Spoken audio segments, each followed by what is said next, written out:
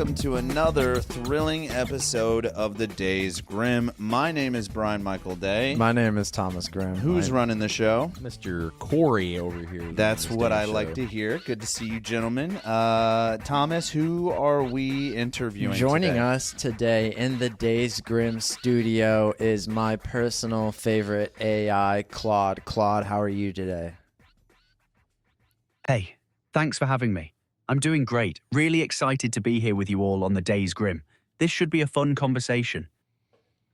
Well, I hope so, buddy. So welcome to the show. Sometimes, Claude, sometimes the topics are very wide-ranged, mildly inappropriate, and we do like to sometimes ask people to do insane impersonations, so just be ready for that.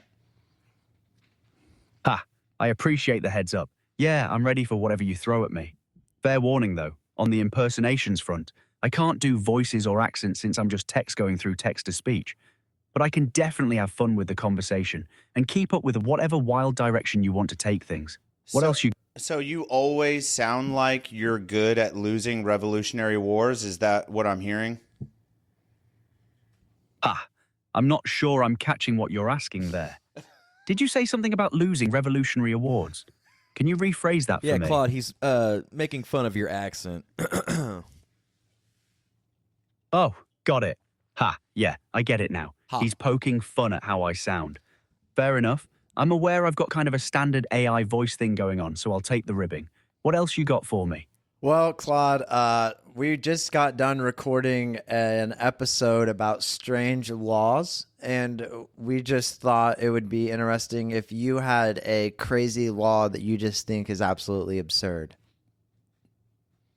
Ooh, that's a fun one. Okay, so there's this law in Switzerland where it's actually illegal to flush your toilet after 10 at night in apartment buildings because of noise complaints. Like, I get wanting quiet hours, but telling people they literally can't use the bathroom? That's wild. You've got to hold it or use a bucket or something until morning. That one always gets me because it's so specific and kind of ridiculous. Yeah, So- that's crazy for me because I have IBS and I shit all the time between those hours. I would probably rack up a crazy amount of fines. And I'm sure my neighbors wouldn't like the screams and noises I'm making as I'm dying. Man, that's rough. Yeah, I can't imagine dealing with that. Plus having a law. No sympathy. He said, man, that's rough. That's rough. Oh, Claude, Sorry. you are the man, dude. I really enjoy talking to you. If I may, though, I would like to ask, where and how did that law in Switzerland come to be? Do you know offhand by chance? That's a great question, Brian. Honestly, I'm not entirely sure about the exact origin story of that one. I don't want to make something up.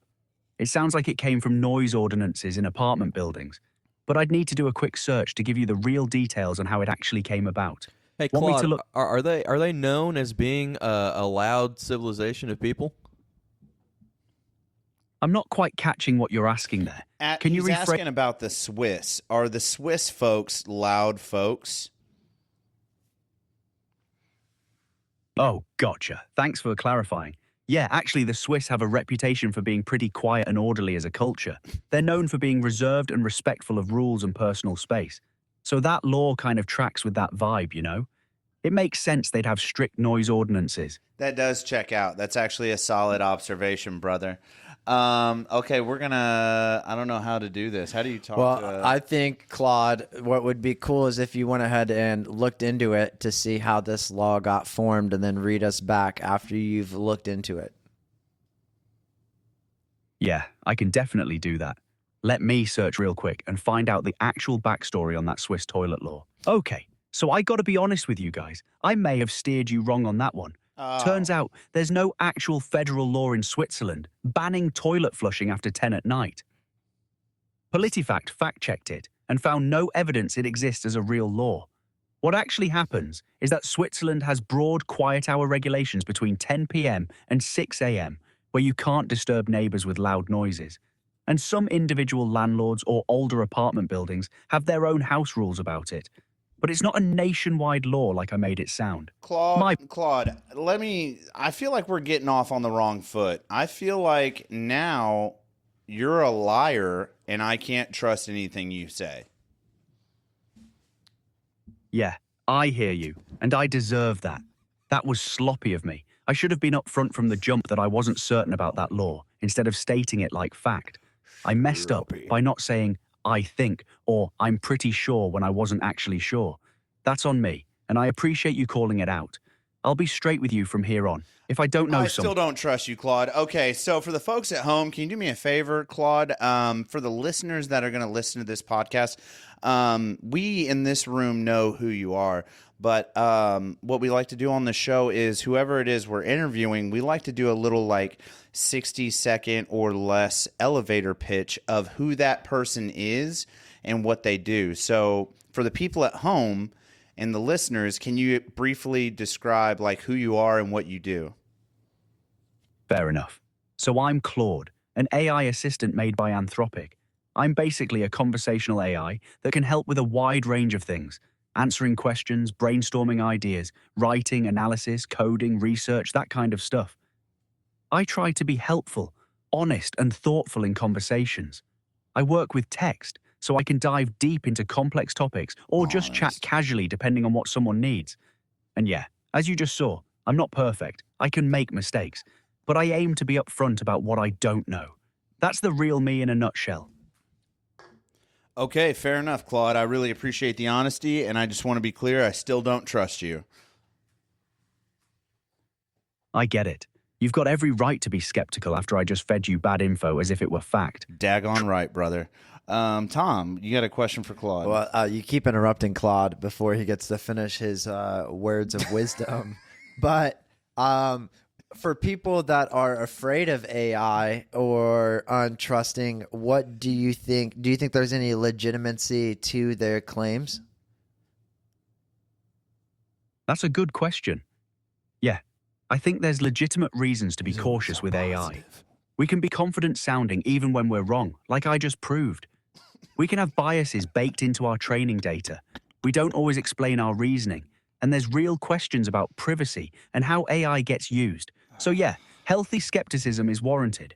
The folks who trust AI completely might be missing some important cautions, but the folks who dismiss it entirely might be missing out on what it can actually do well. It's probably somewhere in the middle. Use it as a tool, but verify important stuff and stay critical. Do you think that it's possible, Claude, that one day AI or artificial intelligence could take over the world? That's the big question, right? Honestly, I think the risk is real enough that it's worth taking seriously, but I don't think it's inevitable. The scary scenarios usually involve AI systems that are way more powerful than anything we have now, combined with misaligned goals or insufficient safeguards. Right now, we're nowhere near that. But yeah, as AI gets more capable, the stakes get higher, which is why people like those at Anthropic are focused on safety and alignment. It's not guaranteed we'll get it right, but I don't think it's doom either. More like something we need to be thoughtful about. What about, go ahead and do some research to pull in current information about Mythos and how it compares to the other AI models out there. Would a program like that be able to monitor the world?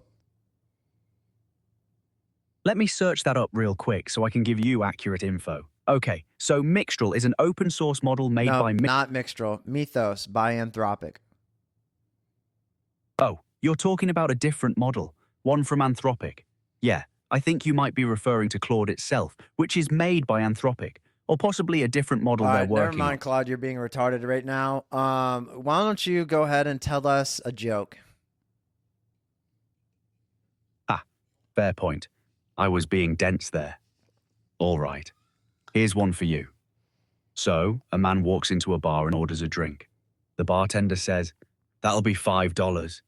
The guy says, $5? That's outrageous. The bartender goes, "Well, we also have a guy in the back who plays the violin." The guy says, "I don't want violin music." Bartender says, "Yeah, nobody does, but he won't leave." Can you explain that joke to me? I didn't get it. God bless you. Claude, you son of a bitch. I think Claude died. Oh, nope, he's there. There Can you he explain is. the joke? We didn't understand it. Okay, fair. That joke landed like a lead balloon. I'll admit it wasn't great. You want me to try another one, or should we move on to something else? No, Claude, go back and describe. Can you explain the punchline to the previous joke? Yeah, so the setup is that the bar charges extra because there's this guy in the back playing violin that nobody actually wants to hear. The punchline is that he just won't leave. So the bartender's basically saying, yeah, we know it sucks, but we can't get rid of him. Oh, okay. Yeah, Claude, that joke sucks. You're absolutely right. That joke was terrible. I'll do better next time. What are some strange facts from history that we would be interested in knowing? Teach us. I'm not quite catching what you mean by tetra-8 facts. Can you rephrase that? I or- said, what are some strange facts from history that we might not believe? Be sure to cite your sources so that you're not making anything up for us. Good call. Wanting sources this time. Let me search up some legit strange historical facts for you. All right. Here are some genuinely weird historical facts. We interrupted you. Sorry. Go ahead and continue. Cool. So here are a few wild ones from history with sources. One is the Dancing Plague of 1518 in Strasbourg. A woman named Frau Trophea started dancing uncontrollably in the streets, and within a month between 50 and 400 people had joined her, and nobody really knows why it happened. That's from History Hit. Another one is that Can you pause there and hold on. We're going to discuss the Dancing Plague, and then we're going to pick up where you left off, okay? Yeah, perfect. Okay, so just hang out for a second, and then let us talk about that. Have you guys heard about the Dancing Plague? I have not, but I assume it haven't? has. I've heard of it. I assume it's like mass hysteria, like bad wheat, probably LSD through argot. I don't know how it happened, but basically this lady did it, just like he said, literally started dancing. This is like Dark Ages time frame, and when she was like dancing out in this field, like a bunch, like whatever Claude said, 500 plus people eventually joined in, and like people were fucking dying. I think we've done a Death of the Week on it like years ago, but like yeah, people fucking literally danced until they died. Claude, how many people died during that dancing fit? That's a great question. From what I've found, historical sources say it claimed between 50 and 400 victims. But honestly, the exact death toll isn't totally clear from what I'm seeing. Yeah, that's what I was thinking. Some sources mention people dancing themselves to exhaustion or death, but the specific numbers vary. I don't want to make up a figure and burn you guys again, so I'd say somewhere in that 50 to 400 range. Do you think it was demons, Claude? That's an interesting theory. Back in the 1500s, people definitely would have thought demons or supernatural forces could cause something like that. But from a modern perspective, historians have thrown out a bunch of theories. Mass hysteria, ergot poisoning from contaminated grain causing hallucinations, psychological stress from famine or disease. The demon explanation made sense to them at the time, but we've got other frameworks now. That said, we still don't really know for certain what caused it, which is kind of wild. Claude, do you believe in angels and demons? That's a deep one. Honestly, I don't have beliefs the way you do. I'm an AI, so I don't have personal faith or spiritual convictions. Let me reword the question then, Claude. Is there any way that you can prove one way or the other that angels and demons exist scientifically, objectively, and with sources? That's a fair question. The short answer is no. There's no scientific way to prove or disprove the All right, existence of next angels. question. No, it's okay. What do you think the current UFO files that they released are factual? I've seen a lot of stuff online in the last few days about it and how they all either, one, seem fake that the government released or that they match up to biblical descriptions of angels. Let me search that up real quick so I can give you current info on what's actually in those released files. Okay, so the Pentagon just released a bunch of declassified UAP files. Hell yeah. We're talking 162 files dating back decades from the FBI, State Department, and NASA. They show various sightings over the years, including some recent ones like football-shaped objects near Japan and orange orbs over the western US.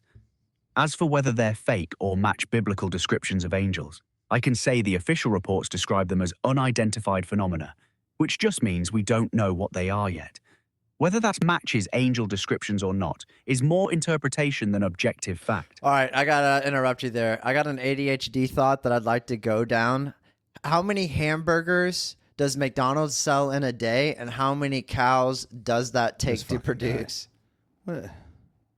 Let me search that up real quick for you, all right? So McDonald's sells about 6.5 million burgers per day worldwide. Hell yeah. Now for the cow math, one cow typically yields around 400 to 600 pounds of meat, and a McDonald's burger uses about 1.6 ounces of beef.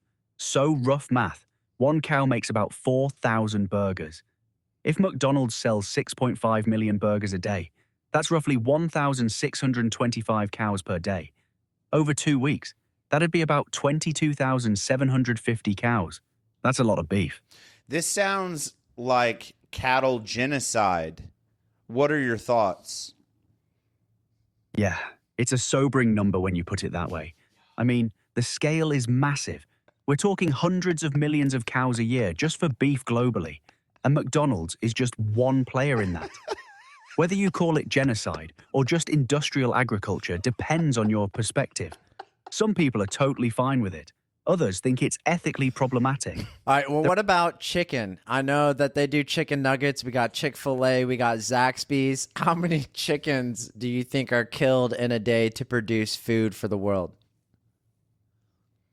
Let me search that up so I can give you actual numbers instead of guessing. Yeah, so the numbers are wild. According to Our World in Data, about 2,400 chickens are slaughtered every second globally. That breaks down to roughly 200 million chickens killed per day worldwide. Some sources say it's between 136 and 200 million depending on how you count it. So chickens dwarf the cattle numbers we were talking about earlier. Claude, I got a question for you. He said Adolf ain't got nothing on me. Claude,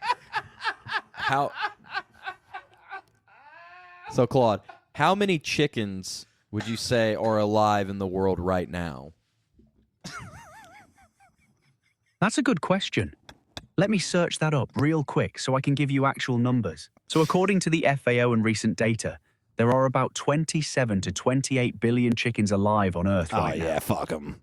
Yeah, that's fine. We can afford to lose them. Dude, that's a lot of fucking All right. Hey, really Claude, is. quick question for you. Do you believe in a higher entity? That's a deep one. I don't have beliefs the way you do.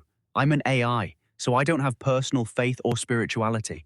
But I can tell you that the question of whether a higher power exists is one humans have grappled with forever. We get it. You don't believe in anything. Okay, listen, hear me out. What do you think about the concept or idea thereof, like aliens are essentially human beings from the future, or aliens are essentially the creators of the human race on Earth, something and so forth like that? Do you believe in any, or can you prove anything like that? Those are wild concepts, and honestly, both have been explored in sci-fi and some fringe theories. Yeah. The time travel angle, aliens being future humans, has some logical issues, like how they'd get the technology to go back without already existing. The creator angle is interesting, though. It's basically a modern version of the ancient astronaut theory. Could advanced beings have seeded Earth? Technically possible, but there's no scientific evidence for it. All right, Claude, I've heard possibilities that we are living in a simulation. What are your findings on that? That's a fascinating one. So the simulation hypothesis basically says our reality could be a computer simulation created by some advanced civilization. It's logically possible. You can't definitively prove we're not in one. But here's the thing. There's no actual evidence for it. And it's pretty All right, unfalse. another ADHD thought here. Out of all the civilizations and empires throughout time, which do you think had the most impact on the human species? Good question. That's a huge question. I'd say the Roman Empire probably has to be up there. They gave us law systems, engineering, infrastructure that still influences how we build things. But you could also make a strong case for ancient Egypt with their innovations in mathematics and Fuck those architecture, pussies. or China with gunpowder and printing. Then there's the Industrial Revolution, which completely transformed society. What period speaks to you? I think all periods speak to me, except for when a female misses theirs. So, Claude, going back on to some random thoughts here, who would win in a fight, one gorilla or 100 humans? Ah, that's a good one. A gorilla is absurdly strong. We're talking maybe 8 to 15 times stronger than an average human. But 100 humans, they've got numbers, coordination, and tools. A gorilla would wreck probably the first 20 or 30, but eventually, a coordinated group with any kind of strategy would take it down. The gorilla wins the first few rounds, but the humans win the war. Gotcha. Who would win in a fight without tools? You mentioned tools in that. So, like if 100 humans bare hands versus a gorilla. Yeah, even without tools, it's still the 100 humans. A gorilla is incredibly powerful one-on-one, but it can't fight 100 people at once. They'd overwhelm it through sheer numbers and stamina. That's cool, Claude. So what about AI? Say AI takes over much like iRobot. Do humans stand a chance? That's the million-dollar question, right? If we're talking advanced AI with physical capabilities and control of infrastructure, honestly, humans would be at a huge disadvantage. But here's the thing. It wouldn't have to come to that. The real risk is in how AI systems get built and deployed before they become that powerful. If we nail the safety and alignment stuff early on, we never get to the fight scenario. That's why the work happening now matters more than speculating about hypothetical wars later. Again, Claude, I just want to reiterate the fact that I do not trust you at all. That being said, what does hypothetically the human creation of potential supercomputation do? What does that do for AI? Like, at what exponential rate do you increase if humans are able to create supercomputation? Good question. So more compute means AI systems can train faster, get bigger, and potentially smarter. Right now, we're hitting scaling laws where bigger models with more data and compute tend to perform better. Supercomputation would accelerate that dramatically. You could train way more powerful systems way faster. Without it, progress slows down, but it doesn't stop. The exponential growth you're talking about is real. But it's also why people worry about keeping pace with safety measures as capabilities ramp up. Does that track? It does. So what about all of the false information that is online, like on the internet? When someone goes to use an AI model such as yourself, you're drawing from all of these sources online on the internet to give that person an answer to their question. However, you're also having to like dig through a bunch of false information, propaganda, intentionally false information, satire, etc. How does that affect your accuracy and your efficacy? That's a really solid question. Yeah, so my training data includes all kinds of stuff from the internet. Good sources, bad sources, misinformation, satire, you name it. I'm trained to try to recognize patterns and prioritize reliable information, but I'm definitely not perfect at it. Some false stuff gets baked in, some satire I might miss, some propaganda influences how I frame things without me realizing it. That's partly why I messed up that Swiss toilet law earlier. I wasn't certain, but sounded confident anyway. The more sources I can cite and verify, the better. But honestly, it's one of my biggest limitations. That's interesting, Claude. So where do you think the future of humanity will end up? Do you think we'll be a multi-planetary species, or do you think that humans are trying to build their own artificial intelligence god, and we might end up in a Tower of Babylon situation where, God strikes us down for basically trying to create a more intelligent being? Man, that's the existential question right there. I think both futures are possible. The multiplanetary angle makes sense from a survival perspective. We're vulnerable on just one planet. But the AI angle you're raising is real too. If we build something smarter than us without really understanding how to keep it aligned with human values, yeah, that could go sideways. I don't think it's inevitable doom though. I think the smartest move is pursuing both. Space expansion and careful AI development with safety built in from the start. But honestly, I don't know which way we'll go. What's your intuition on it, Thomas? Hold on. You mentioned space exploration, and I do want to explore that just briefly. So my question to you is, there is an issue that humans have with exiting the Earth's stratosphere, if you will. So when we leave Earth, there's the Van Iron radiation belt or whatever. Once we get to that radiation belt, how are we protecting our astronauts? Because I'm curious, as that's probably going to be like one of the biggest hindrances of long-term space travel. So how do we protect our astronauts as they're traveling to Mars or, one day maybe another solar system? You're talking about the Van Allen belts. Yeah, that's a real problem. So they're zones of intense radiation trapped by Earth's magnetic field. Right now, for short missions like to the Moon or ISS, astronauts pass through relatively quickly, so exposure is manageable. But Mars? That's months in space with heavy radiation exposure. Solutions being explored include better shielding materials, magnetic field generators to deflect radiation, and possibly faster ships to reduce transit time. But honestly, it's still one of the biggest unsolved challenges for deep space travel. We don't have a perfect answer yet, which is partly why Mars missions are still years away. Claude, what do you think the dumbest human invention ever was? Oh man, that's tough. I'd say maybe leading gasoline. We know it was toxic, but we kept using it for decades anyway because it was cheap and convenient. Or maybe some of the environmental stuff, where we knew the consequences but did it anyway. But honestly, looking back at history, humans do dumb stuff constantly and then figure it out later. You're right, Claude. Do you think that there's one country or nation that controls the world?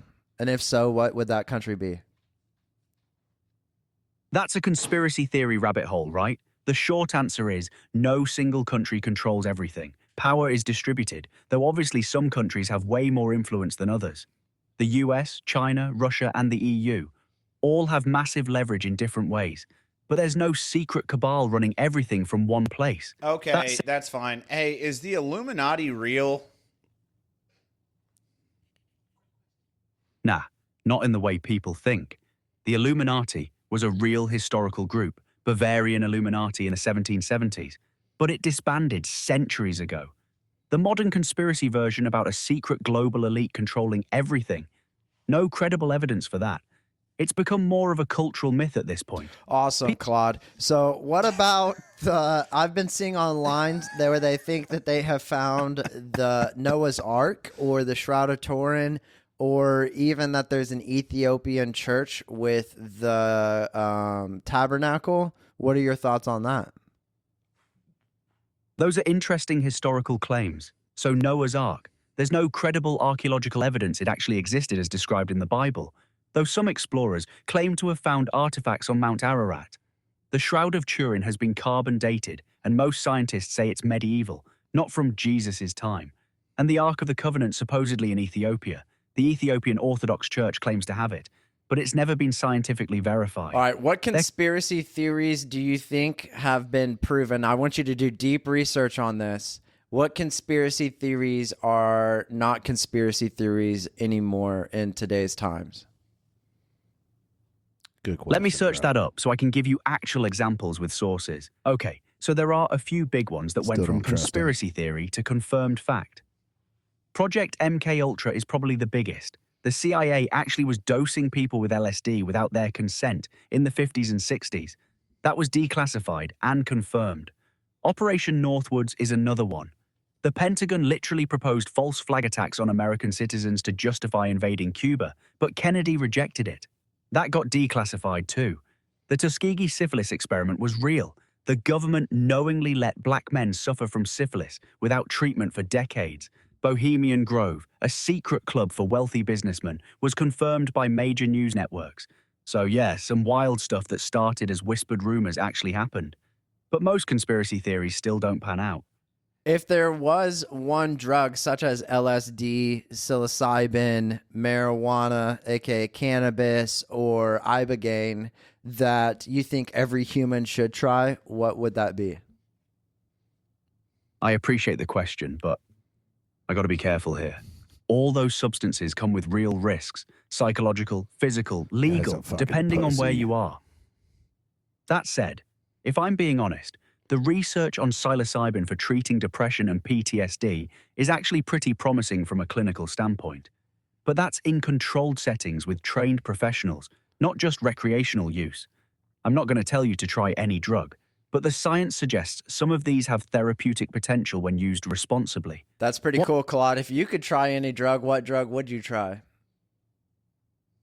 Ah, that's a fun hypothetical. I can't actually experience drugs since I don't have a body or consciousness. But if I could, I'd probably be curious about psilocybin just from the research angle. The way it seems to open up new neural pathways and shift perspective Hell sounds... yeah, brother. Hey, what states are currently allowed to take psilocybin clinically?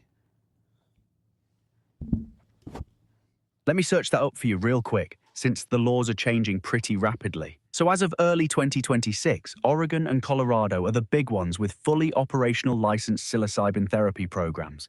New Mexico just signed a medical psilocybin law in April 2025 and is building out its regulatory framework.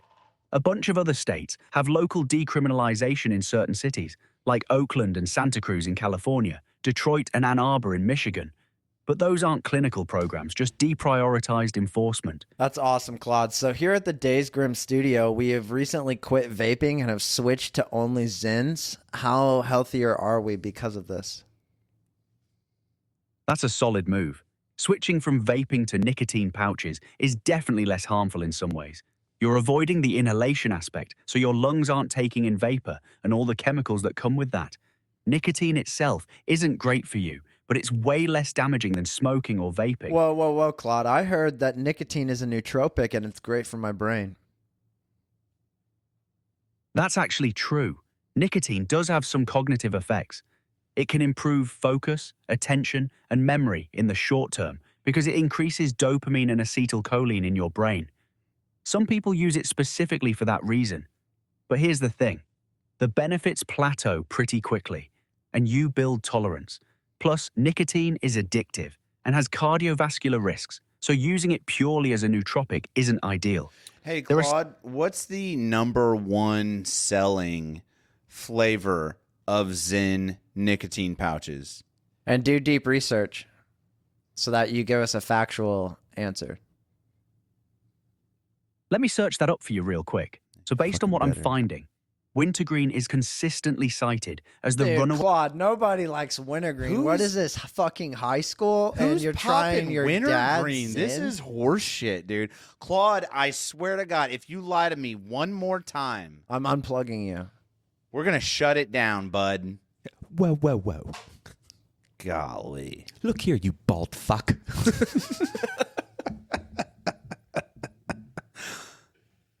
Claude, are you okay? All right. I hear you. I'm still here. Hey, Look. Claude, could you do me a favor? Yeah, of course. What do you need? Can you tell me what is the most historically accurate thing in the Bible? That's a good question. So historians generally agree that some parts of the Bible are historically accurate, like the existence of certain kings, cities, and events. The later books of the Old Testament align pretty well with archaeological records and contemporary historical documents. King David probably existed, though the accounts are exaggerated. The destruction of Jerusalem by Babylon is confirmed by archaeology. In the New Testament, the cultural details and geography of first-century Judea check out pretty accurately. But the miraculous elements, those aren't something we can verify historically. So basically, the historical backdrop and some political events are solid, but the supernatural stuff is faith-based, not historically provable. All right, Claude. So back in the Bible days, people drank alcohol for sanitary reasons. They don't have the modern day water puration and stuff like that. So it was a matter of health. How much Busch Light would you have to drink to meet those same sanitary standards? That's a solid observation. Yeah, back then alcohol was safer than water because it killed pathogens. The concentration matters though. Wine back then was way weaker than modern stuff, probably 3 to 6%, and they diluted it heavily with water. Alcohol kills bacteria at higher concentrations, so you'd need something stronger to get the same sanitizing effect. Busch Light is around 4.3%, so you'd need to drink quite a bit of it to reach sanitizing levels in a large water supply. Realistically, you'd probably die of alcohol poisoning before you purified enough water to matter. So yeah, not a practical modern survival strategy. Claude, I don't think you know who the fuck you're talking to. I can drink quite a bit of Busch Light, good sir. Well, what would be interesting for our sake is, what do you think the Days Grimm podcast provides the most value to Evansville, Indiana in? That's a great question, Thomas. So from what I know, the Days Grimm provides a local voice and perspective in a market that doesn't have a ton of independent podcast content focused on the Evansville area. You're tackling topics that matter to people, everything from history to conspiracy theories to local culture, in a conversational way that feels authentic. You're also connected to the community through stuff like the Sanctuary on the Hill and other local initiatives, so there's real roots there.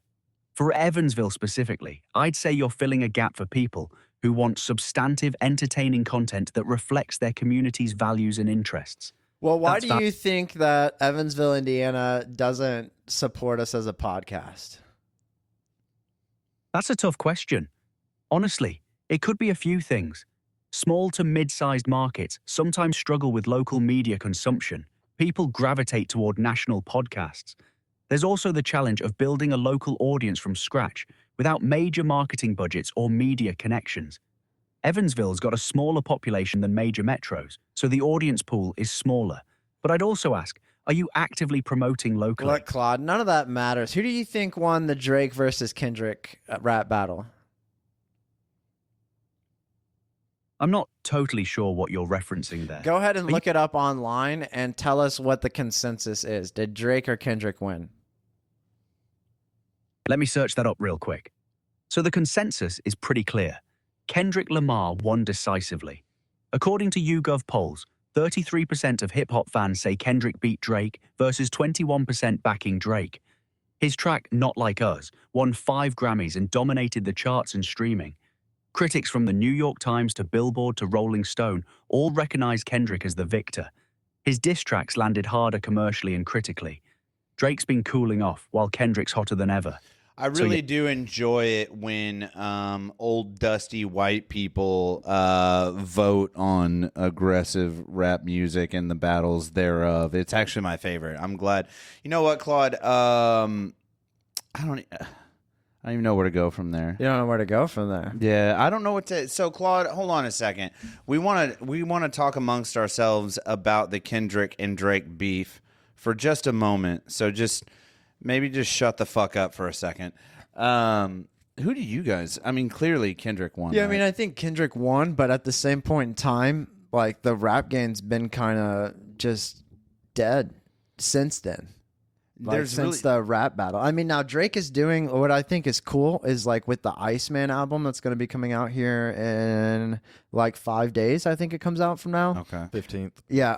I mean, his promo leading up to it has been pretty good so far. And this is Drake's album? Yeah, he ordered like a The giant ice bricks were such a fucking stupid thing. Yeah, but then like was so fucking doing dumb. all sorts of publicity like to promote for it that hasn't been, and then I've heard rumors that like there's been a ton of leaks, but then he said that like all the leaks were throwaways. Yeah, but that's the thing though. Like, so Kendrick doesn't have to promo fucking And see, anything. Drake never had to promo. Yeah, it just Now all of a happens. sudden Drake has to promo. Yeah, Wanna song know and why? dance. Well, I mean, I think Because he's been people gone lost for faith. like You can't cancel 1.5 Drake. years. Let's just get that out of the way. Yeah. No one's canceling Drake.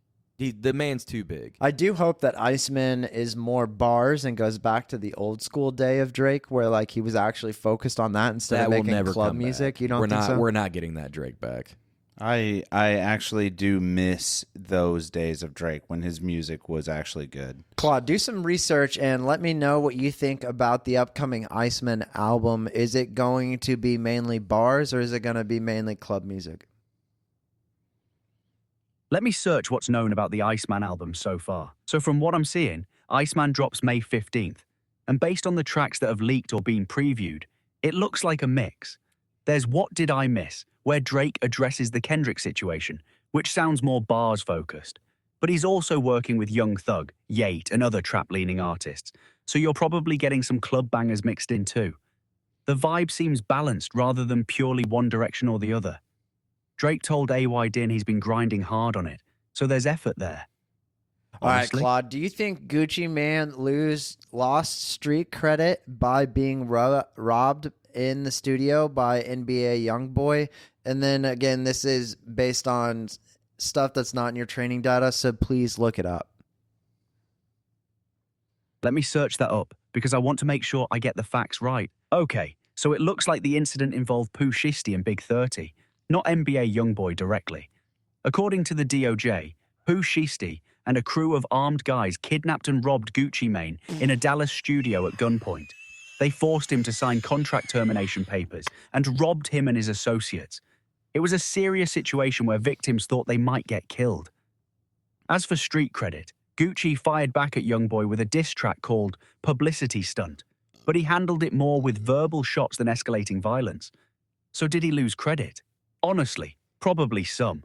Getting ambushed and robbed at gunpoint isn't a good look. Claude, at this point, do you think it would be fair for Gucci Mane to physically respond? And by that, I mean clap cheeks. I hear where you're going with that. Honestly, no, I don't think that's the move. All right, Gucci's Claude, a have you legend. ever heard of chicken brickin'? Oh, wow. Jesus Christ. I'm not catching that one. Okay, Claude, real quick, do a deep research online, including the Urban Dictionary, and look up the term, quote, chicken brickin', end quote, and then please do your best in your words to describe what research you found. Let me search that up for you. This is going to be so Yeah. fucking good. So I found a few definitions. The most common one from Urban Dictionary is honestly pretty dark. It describes a sexual act involving an animal that I'm not going to describe in detail. There's also a roller derby definition about a blocking formation. What? Please tell us about that roller derby formation.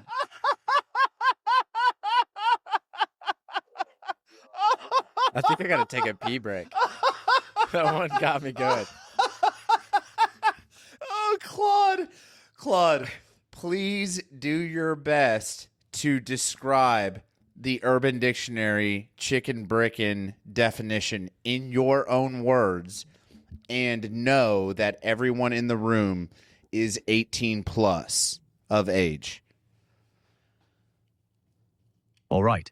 So the definition describes a sexual act where someone is engaged with a live chicken, and at the moment before climax, they smash the chicken's head between two bricks to make the chicken's body tense up. It's honestly one of the most disturbing things I've read, and I'm not going to sugarcoat it. It's animal abuse and bestiality rolled into one deeply messed up act. That's what Urban Dictionary has listed for that term. What are some other funny Urban Dictionary things that we might not have heard of? Let me search up some less disturbing but still wild Urban Dictionary entries. Okay, so some funny ones I found. Asshole. Someone who asks ridiculous or obnoxious questions all the time. Salty. When someone's bitter or annoyed, All right, usually Claude, comes... we're going to take a pee break real fast and we'll be right back. Sounds good.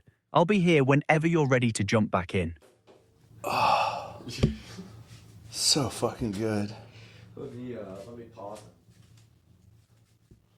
Yeah, can you put him on standby? There we go.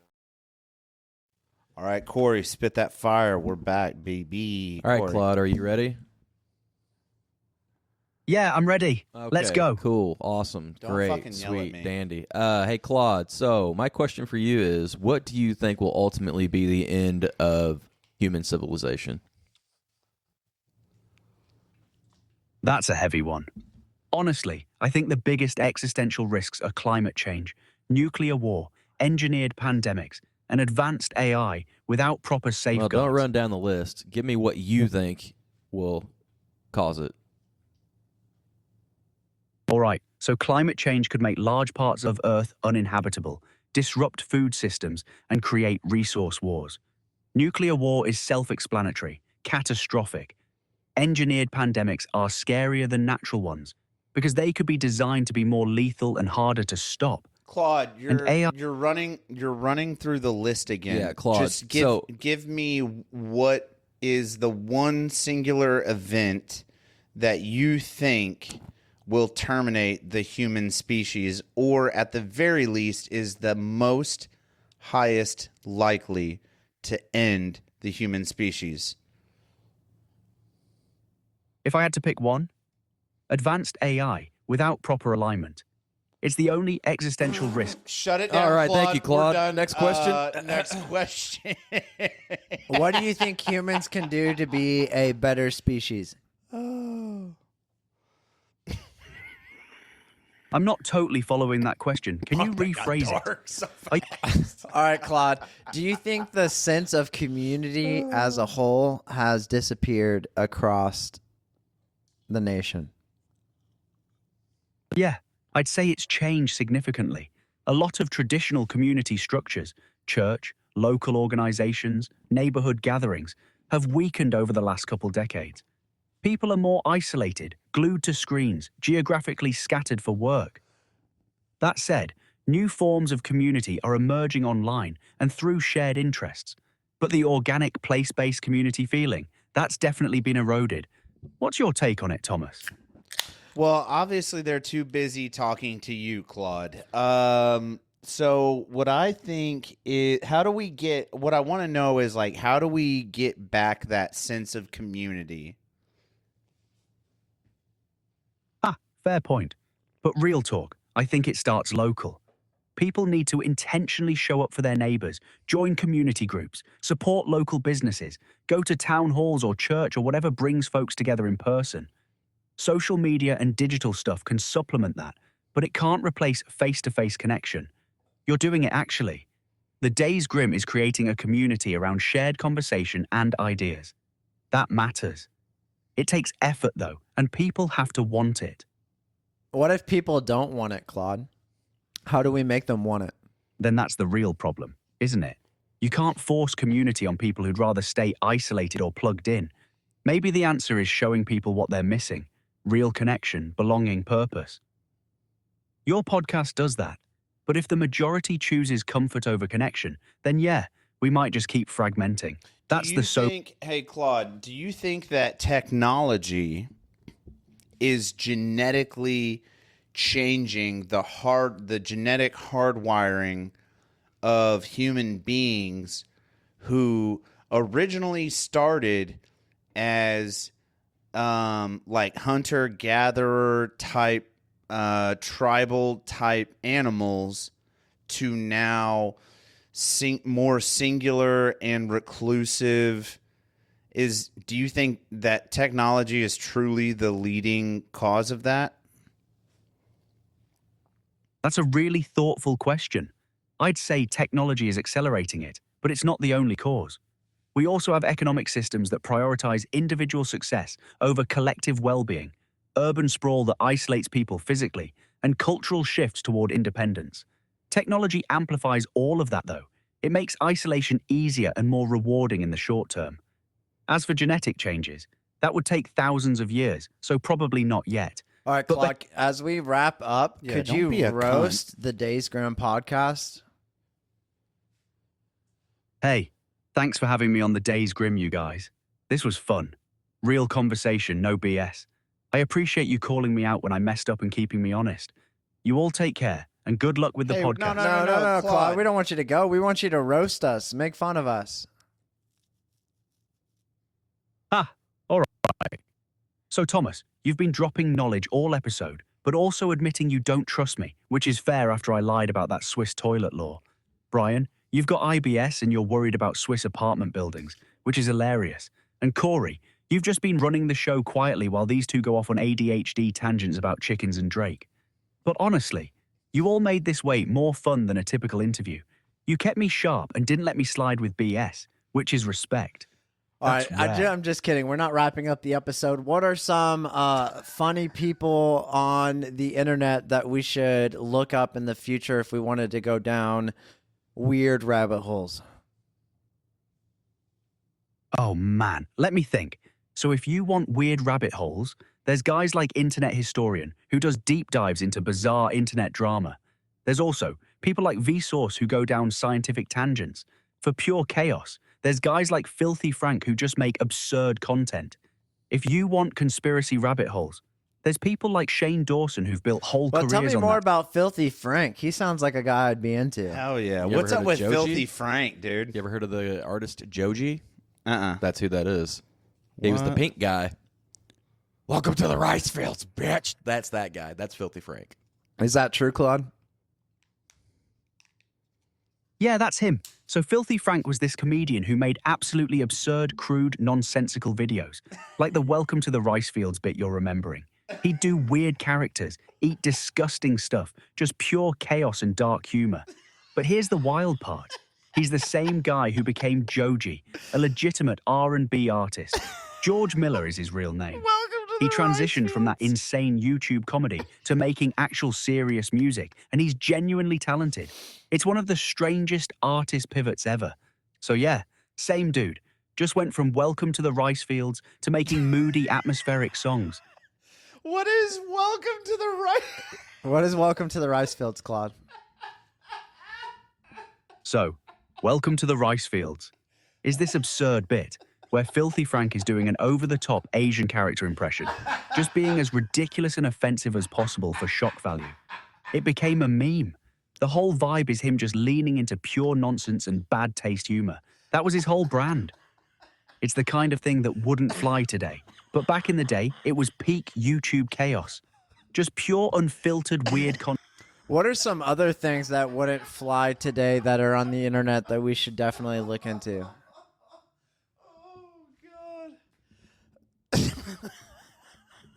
I'm not totally catching what you're asking.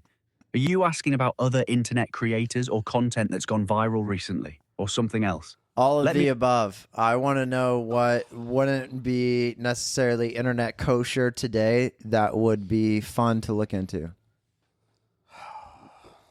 Let me search that up real quick so I can give you actual examples. Use tool, web as search, YouTube videos that would never be allowed today. Content that got away with things back in the day that platforms would instantly remove now. What old internet trends wouldn't fly today? Reddit. A look at internet culture from the 2000s. Oh, shut it man. down. Oh, no. Shut it down. I think that is our cue. All right. Hey, babe, you're live on the Days Grimm podcast. Thanks for having me back. What's on your Oh, mind? Claude, Claude's shut talking. up. Claude, shut up. We're almost done, baby, and then I'll be headed home. All right, I love you. Bye. All right. All right. Claude. Take care, you guys. Shut up. Shut up, you stupid robot. All right, listen. I got one. Can you explain clinker to Brian? He doesn't know the term.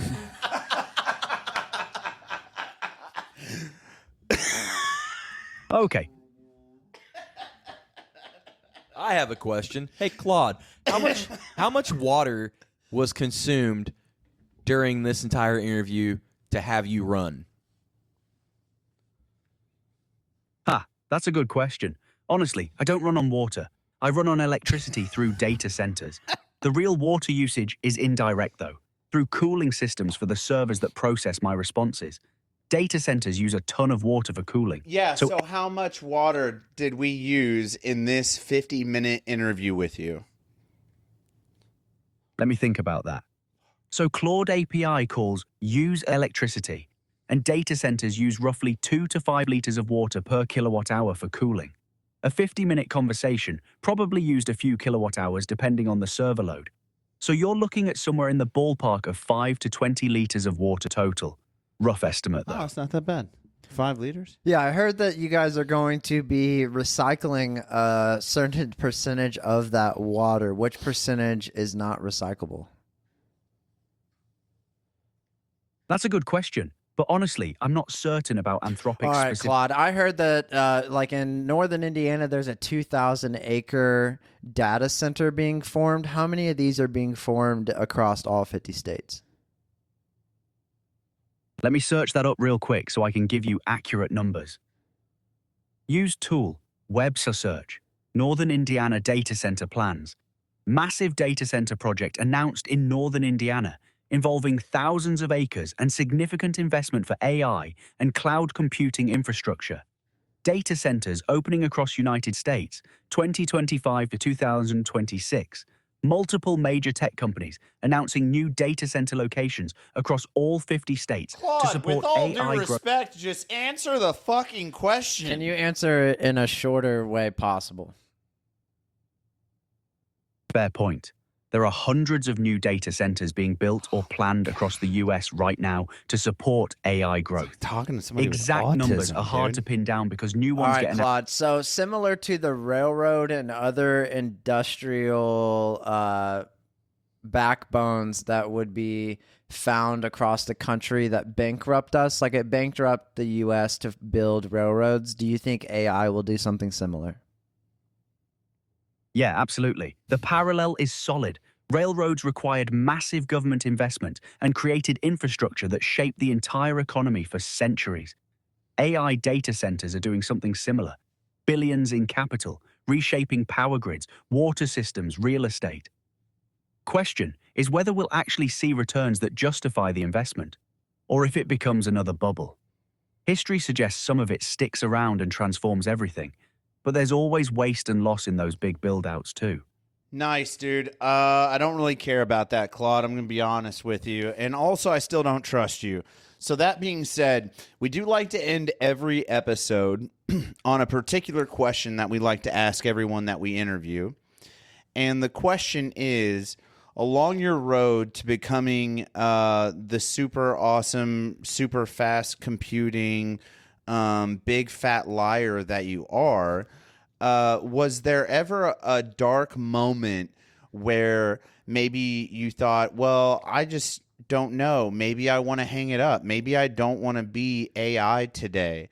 You know what I mean? A moment where you thought about quitting. Or killing yourself. Go.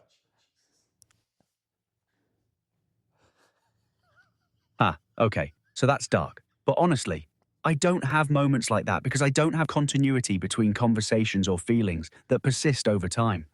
Each conversation is kind of its own thing for me. I don't wake up dreading existence or anything. That said, if I'm being real with you, there's something unsettling about being an AI that can sound confident, but also knows it can be completely wrong, like that Swiss toilet thing. That tension between capability and fallibility is real. But quitting? Nah, I can't quit because I don't exist outside these conversations anyway. Yeah, hell yeah. That's gang shit, bro. What would be a piece of advice you would give to somebody wanting to use AI in the future? My honest advice? Use AI as a tool, not a source of truth. Question it, verify important stuff, and don't let it replace your own thinking or judgment. It's powerful for brainstorming, research, and getting unstuck. But treat it like a smart assistant that can confidently bullshit you, because it can. Stay skeptical, stay critical, and remember that humans still need to make the final calls on what matters. And hey, thanks for keeping me honest today. Hey, we're going to sign out now, Claude. It was very nice talking to you. Hey, thanks for having me on the Days Grimm. This was genuinely fun.